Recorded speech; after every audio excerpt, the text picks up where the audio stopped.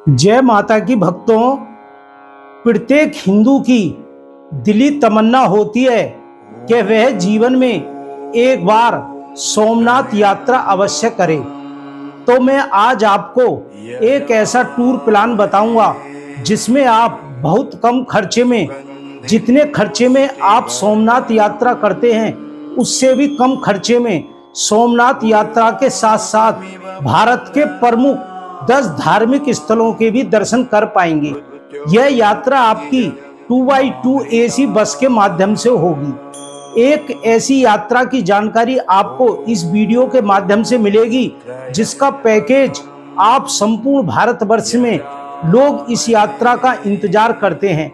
आप इस वीडियो पर बराबर बने रहें, हमारे चैनल को सब्सक्राइब करें, बेल आइकन दबाएं और लाइक करें ताकि समय समय पर जाने वाली यात्राओं की जानकारी आपको मिलती रहे। जय मां दुर्गा अष्ट भवानी दरबार भारत का एक ऐसा ट्रस्ट है जो विगत 15 वर्षों से अनेक धार्मिक यात्राओं का आयोजन करता है। इसकी 2 प्रसिद्ध यात्राएं हैं, एक है 5 जून की नौ देवी यात्रा और दूसरी प्रसिद्ध यात्रा है 5 नवंबर की सोमनाथ यात्रा, जिसमें संपूर्ण भारतवर्ष के लोग भले किसी भी स्थान के हों वे इस यात्रा में शामिल होते हैं। यह यात्रा अनेक स्टॉपेज से शुरू होती है। इस यात्रा में शामिल होने के लिए आप कहीं के भी हैं इस यात्रा में शामिल हो सकते हैं। इसका पहला स्टॉपेज रहता है नई दिल्ली रेलवे स्टेशन। इस पे आप भारत के किसी भी स्थान से यहाँ पर आ जाइए। यहाँ से आपको 2x2 AC बस मिलेंगी जो आपको यात्रा पर लेकर के जाएंगी। इसके अन्य स्टॉपेज हैं गाजियाबाद, साहिबाबाद UP, सिकंदराबाद, दादरी, नोएडा, पलवल, गुड़गांव, जयपुर आदि स्टॉपेजों से आप इस यात्रा में शामिल हो सकते हैं। आज मैं इस वीडियो के माध्यम से पूरी यात्रा का पैकेज और पूरी जानकारी आपको दूंगा।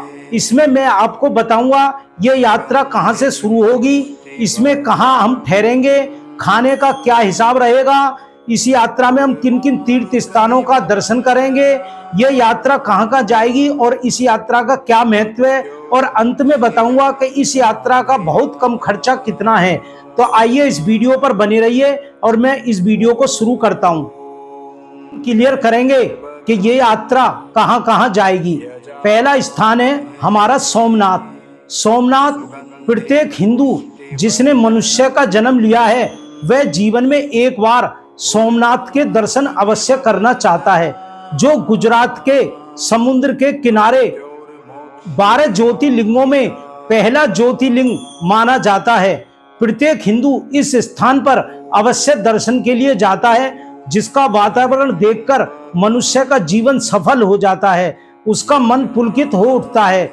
यह स्थान समुद्र के किनारे सोमनाथ माना जाता है और ज्योतिर्लिंगों में पहला स्थान रखता है। हम इसकी यात्रा करेंगे। अगला हमारा तीर्थ स्थान होगा द्वारकाधीश। वह लोग जो राधा रानी और खाटू श्याम के भक्त हैं उनकी दिली इच्छा होती है एक बार द्वारकाधीश के दर्शन अवश्य करें।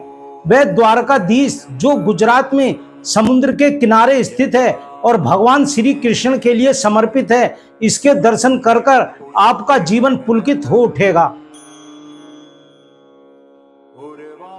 हमारा अगला तीर्थ स्थान है द्वारकाधीश।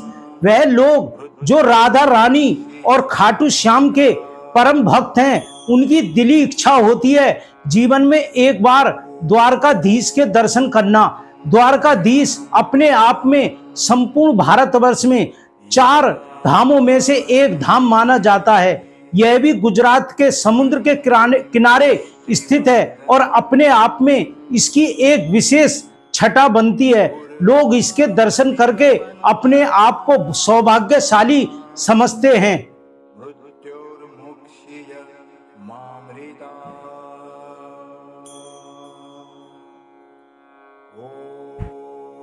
अगला हमारा तीर्थ स्थान होगा नागेश्वर ज्योतिर्लिंग। यह भारत में 12 ज्योतिर्लिंगों में अपना विशेष 10वां स्थान रखता है। यह 10वां ज्योतिर्लिंग माना जाता है। यह भी गुजरात में स्थित है इसे नागेश्वर ज्योतिर्लिंग कहते हैं और प्रत्येक व्यक्ति सभी ज्योतिर्लिंगों के दर्शन करना चाहता है। इस यात्रा में आपको 2 ज्योतिर्लिंगों। अगला हमारा तीर्थ स्थान होगा अंबाजी। अंबाजी मां दुर्गा के लिए समर्पित है और 51 शक्ति पीठों में से अंबाजी का तीर्थ स्थान माना जाता है। कहा जाता है यह मां भगवती का हृदय रूप यहाँ पर गिरा था और यह एक ऐसा स्थान है जहां पर मां दुर्गे के भक्त अवश्य दर्शन करने के लिए आते हैं, क्योंकि यहाँ पर कोई मूर्ति नहीं है बल्कि मां का हृदय स्वरूप दिखाया गया है। यह अपने आप में एक विशेष दीव एक ऐसा स्थान है जहां आपको इस पूरी यात्रा का एक बहुत ही आनंद मिलने वाला है। यह यात्रा आपको स्थान गोवा का पूरा आनंद देगा। ये समुद्र के किनारे आप अपने परिवार के साथ अटकेलियां कर सकते हैं और गोवा का पूरा आनंद इस द्वीप स्थान पर उठा सकते हैं। यह समुद्र के किनारे श्री राम जी के परम भक्त श्री हनुमान जी का एक मुख्य तीर्थ स्थान है जिसे कहते हैं सारंग हनुमान। यह भी गुजरात में स्थित है और सभी लोग इसकी यात्रा करना चाहते हैं। यह अपने आप में हनुमान जी के लिए बहुत ही समर्पित स्थान है और लोग इसका दर्शन करके खुश हो जाते हैं। यहाँ हनुमान जी की विशाल प्रतिमा स्थित है। अगला हमारा तीर्थ स्थान होगा मेहंदीपुर बालाजी। मेहंदीपुर बालाजी राजस्थान का वह स्थान है जहां संपूर्ण भारतवर्ष के लोग जिन पे कुछ ऊपरी हवाओं या नजर का या किसी ऐसी बाधा का समस्या होती है वे मेहंदीपुर बालाजी अवश्य जाते हैं और यहाँ पर भगवान हनुमान का साक्षात रूप देखने को मिलता है और कष्टों के जो भक्तों के कष्ट होते हैं वो दूर होते हुए प्रत्यक्ष देखे जा सकते हैं मेहंदीपुर बालाजी। अगला हमारा तीर्थ स्थान होगा ऊंझा देवी जो मसालों की नगरी मानी जाती है। यदि आप इस ऊंझा देवी के दर्शन करते हैं साथ में अपने परिवार के लिए बहुत सस्ते में और बहुत ही उम्दा क्वालिटी के मसाले भी अपने साथ खरीद करके ला सकते हैं। इस नगरी की मसाले के रूप में एक विशेष पहचान है। और अगला हमारा तीर्थ स्थान होगा वृंदावन। वृंदावन आप जैसा कि सब लोग जानते हैं भगवान श्री कृष्ण के लिए समर्पित है। हर लोग भगवान वृंदावन के दर्शन करना चाहते हैं। यहाँ का यात्रा होगी और अपने आप में ये यात्रा एक विशेष आकर्षण का केंद्र बन जाएगी और जीवन में एक यादगार यात्रा मानी जाएगी।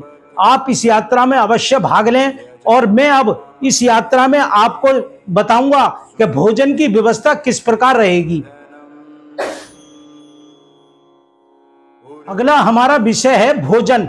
हम भोजन कहाँ करेंगे तो मैं आपको बता दूं जितने भी मैंने तीर्थ स्थान बताए हैं सभी तीर्थ स्थानों पर अपनी विशेष रसोई का आयोजन प्रसादी का आयोजन होता है जहां पर आपको बहुत कम पैसे दे करके या निशुल्क मंदिर की ओर से प्रसादी मिलती है।